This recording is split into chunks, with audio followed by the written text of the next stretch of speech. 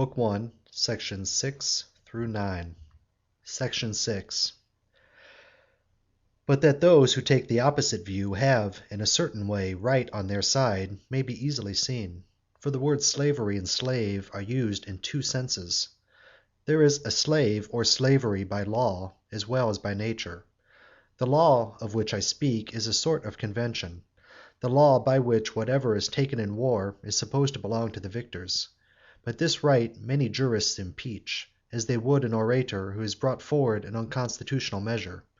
They detest the notion that, because one man has the power of doing violence, and is superior in brute strength, another shall be a slave and subject. Even among philosophers there is a difference of opinion. The origin of the dispute, and what makes the views invade each other's territory, is as follows.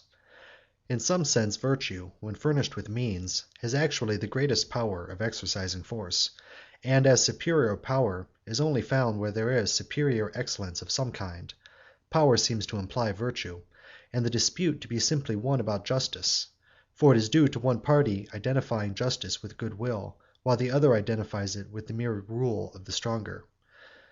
If these views are thus set out separately, the other views have no force or plausibility against the view that the superior in virtue ought to rule, or be master. Others, clinging as they think simply to a principle of justice, for law and custom are a sort of justice, assume that slavery, in accordance with the custom of war, is justified by law. But at the same moment they deny this. For what if the cause of the war be unjust? And again, no one would ever say he is a slave who is unworthy to be a slave. For if this were the case, men of the highest rank would be slaves, and the children of slaves if they or their parents chanced to have been captive and sold. Wherefore Hellenes do not like to call other Hellenes slaves, but confine the term to barbarians. Yet in using this language they really mean the natural slave of whom we spoke at first. For it must be admitted that some are slaves everywhere, others nowhere. The same principle applies to nobility. Hellenes regard themselves as noble everywhere, and not only in their own country, but they deem the barbarians noble only when at home, thereby implying that there are two sorts of nobility and freedom, the one absolute and the other relative. The Hellen of Theodectes says, "Who would presume to call me servant, who am on both sides sprung from the stem of the gods?" What does this mean but that they distinguish freedom and slavery, noble and humble birth, by the two principles of good and evil? They think that as men and animals beget men and animals, so from good men a good man springs. But this is what nature, though she may intend it, cannot always accomplish. We see then that there is some foundation for this difference of opinion, and that all are not either slaves by nature or freemen by nature, and also that there is in some cases a marked distinction between the two classes, rendering it expedient and right for the one to be slaves and the others to be masters, the one practicing obedience, the other exercising the authority and lordship which nature intended them to have. The abuse of this authority is injurious to both, for the interests of part and whole, of body and soul, are the same, and the slave is a part of the master, a living but separated part of his bodily frame. Hence, where the relation of master and slave between them is natural, they are friends, and have a common interest, but where it rests merely on law and force, the reverse is true. Section 7. The previous remarks are quite enough to show that the rule of a master is not a constitutional rule, and that all the different kinds of rule are not, as some affirm, the same with each other. For there is one rule exercised over subjects who are by nature free, another over subjects who are by nature slaves.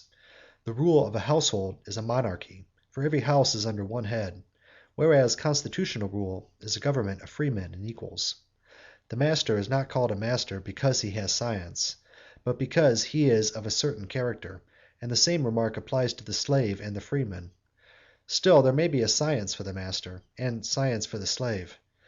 The science of the slave would be such as the man of Syracuse taught, who made money by instructing slaves in their ordinary duties. For such a knowledge may be carried further, so as to include cookery and similar menial arts. For some duties are the more necessary, others of the more honorable sort, as the proverb says, "Slave before slave, master before master." But all such branches of knowledge are servile. There is likewise a science of the master, who teaches the use of slaves. For the master as such is concerned, not with the acquisition, but with the use of them.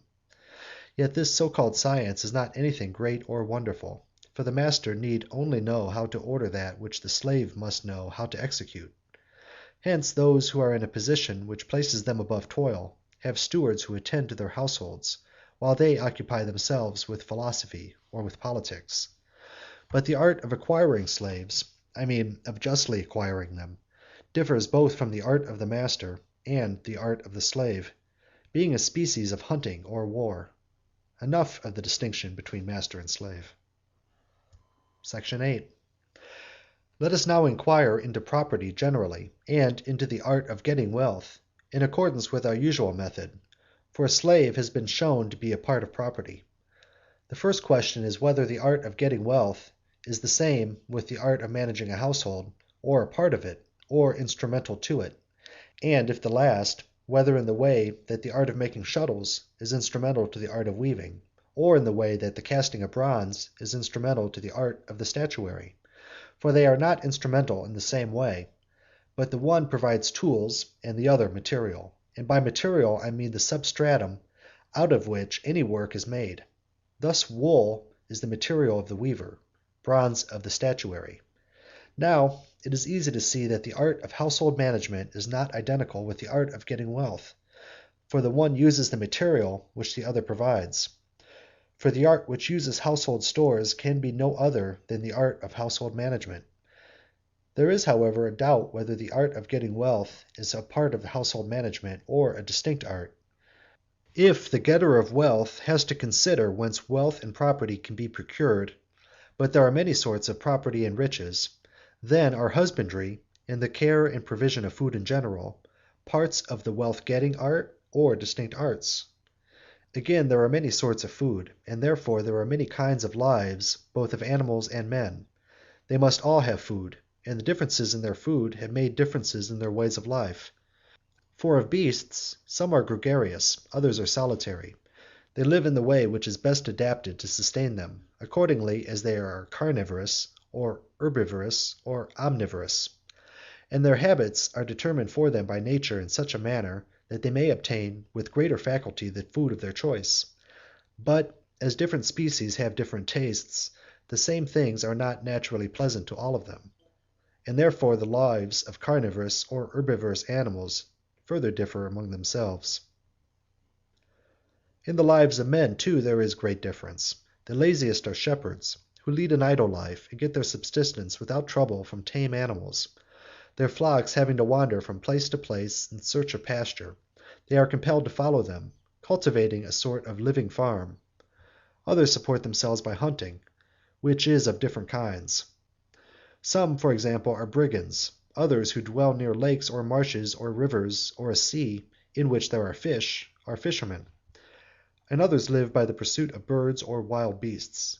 The greater number obtain a living from the cultivated fruits of the soil. Such are the modes of subsistence which prevail among those whose industry springs up of itself, and whose food is not acquired by exchange and retail trade. There is the shepherd, the husbandman, the brigand, the fisherman, and the hunter. Some gain a comfortable maintenance out of two employments, eking out the deficiencies of one of them by another. Thus the life of a shepherd may be combined with that of a brigand, the life of a farmer with that of a hunter. Other modes of life are similarly combined in any way which the needs of men may require. Property, in the sense of a bare livelihood, seems to be given by nature herself to all, both when they are first born and when they are grown up. For some animals bring forth, together with their offspring, so much food as will last until they are able to supply themselves. Of this the vermiparous or oviparous animals are an instance, and the viviparous animals have, up to a certain time, a supply of food for their young in themselves, which is called milk. In like manner we may infer that, after the birth of animals, plants exist for their sake, and that the other animals exist for the sake of man; the tame for the use and food, the wild, if not all, at least the greater part of them, for food, and for the provision of clothing and various instruments. Now if nature makes nothing incomplete and nothing in vain, the inference must be that she has made all animals for the sake of man. And so, in one point of view, the art of war is a natural art of acquisition. For the art of acquisition includes hunting, an art which we ought to practice against wild beasts, and against men who, though intended by nature to be governed, will not submit, for war of such kind is naturally just. Of the art of acquisition, then, there is one kind which is by nature a part of the management of a household, in so far as the art of household management must either find ready to hand, or itself provide, such things necessary to life, and useful for the community of the family or state, as can be stored. They are the elements of true riches, for the amount of property which is needed for a good life is not unlimited, though Solon in his poems says that "no bound to riches has been fixed for man." But there is a boundary fixed, just as there is in the other arts, for the instruments of any kind are never unlimited, either in number or size, and riches may be defined as the number of instruments to be used in a household or in a state. And so we see that there is a natural art of acquisition which is practised by managers of households and by statesmen, and what is the reason of this? 9. There is another variety of the art of acquisition which is commonly and rightly called an art of wealth getting, and has in fact suggested the notion that riches and property have no limit. Being nearly connected with the preceding, it is often identified with it. But though they are not very different, neither are they the same. The kind being described is given by nature, the other is gained by experience and art. Let us begin our discussion of the question with the following considerations. Of everything which we possess there are two uses. Both belong to the things as such, but not in the same manner, for one is the proper, and the other the improper or secondary use of it. For example, a shoe is used for wear, and is used for exchange. Both are the uses of the shoe. He who gives a shoe in exchange for money or food to him who wants one, does indeed use the shoe as a shoe. But this is not the proper or primary purpose, for a shoe is not made to be an object of barter. The same may be said of all possessions, for the art of exchange extends to all of them, and it arises at first from what is natural, from the circumstance that some have too little, others too much. Hence we may infer that retail trade is not a natural part of the art of wealth getting. Had it been so, men would have ceased to exchange when they had enough. In the first community, indeed, which is the family, this art is obviously of no use, but it begins to be useful when the society increases. For the members of the family originally had all things in common. Later, when the family divided into parts, the parts shared in many things, and different parts in different things, which they had to exchange for what they wanted. A kind of barter which is still practised among barbarian nations, who exchange with one another the necessaries of life, and nothing more, giving and receiving wine, for example, in exchange for coin and the like. This sort of barter is not part of the wealth-getting art, and is not contrary to nature, but is indeed needed for the satisfaction of men's natural wants. The other or more complex form of exchange grew, as might have been inferred, out of the simpler. When the inhabitants of one country became dependent on those of another, and they imported what they needed, and exported what they had too much of, money necessarily came into use. For the various necessaries of life are not easily carried about, and hence men agreed to employ in their dealings with one another something which was intrinsically useful and easily applicable to the purposes of life, for example, iron, silver, and the like. Of this the value was at first measured simply by size and weight, but in the process of time they put a stamp on it, to save the trouble of weighing and mark the value. When the use of coin had once been discovered, out of the barter of necessary articles arose the other art of wealth getting, namely retail trade, which was at first probably a simple matter, but became more complicated as soon as men learned by experience whence and by what exchanges the greatest profit might be made. Originating in the use of coin, the art of getting wealth is generally thought to be chiefly concerned with it, and to be the art which produces riches and wealth, having to consider how they may be accumulated. Indeed, riches is assumed by many to be only a quantity of coin, because the arts of getting wealth and retail trade are concerned with coin. Others maintain that coin money is a mere sham, a thing not natural, but conventional only, because, if the users substitute another commodity for it, it is worthless, because it is not useful as a means to any of the necessities of life, and, indeed, he who is rich in coin may often be in want of necessary food.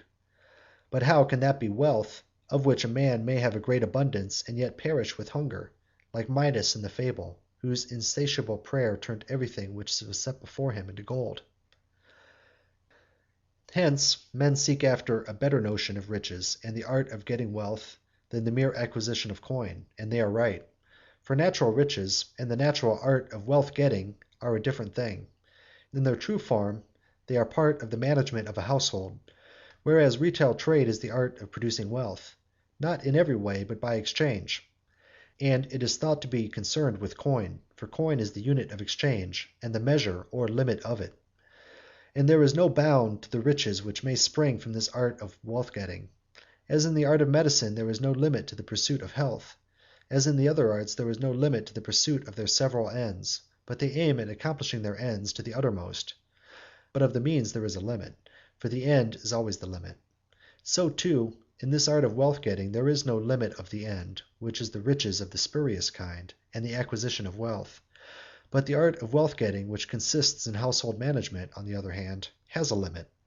The unlimited acquisition of wealth is not its business. And therefore, in one point of view, all riches must have a limit. Nevertheless, as a matter of fact, we find the opposite to be the case, for all the getters of wealth increase their hoard of coin without limit. The source of the confusion is the near connection between the two kinds of wealth getting. In either the instrument is the same, although the use is different, and so they pass into one another, for each is the use of the same property, but with a difference. Accumulation is the end in the one case, but there is a further end in the other. Hence some persons are led to believe that the getting of wealth is the object of household management, and the whole idea of their lives is that they either ought to increase their money without limit, or at any rate not to lose it. The origin of this disposition in men is that they are intent upon living only, and not upon living well, and, as their desires are unlimited, they also desire that the means of gratifying them should be without limit. Those who do aim at a good life seek the means of obtaining bodily pleasures, and since the enjoyment of these appears to depend on property, they are absorbed in getting wealth, and so there arises the second species of wealth getting. For as their enjoyment is in excess, they seek an art which produces the excess of enjoyment, and if they are not able to supply their pleasures by the art of wealth getting, they try other arts, using in turn every faculty in a manner contrary to nature. The quality of courage, for example, is not intended to make wealth, but to inspire confidence. Neither is this the aim of the general's or of the physician's art, but the one aims at victory, the other at health. Nevertheless, some men turn every quality or art into a means of getting wealth. This they conceive to be the end, and to the promotion of the end they think all things must contribute. Thus, then, we have considered the art of wealth getting, which is unnecessary, and why men want it, and also the necessary art of wealth getting, which we have seen to be different from the other, and to be a natural part of the art of managing a household, concerned with the provision of food, not, however, like the former kind, unlimited, but having a limit. End of Book 1, sections 6 through 9.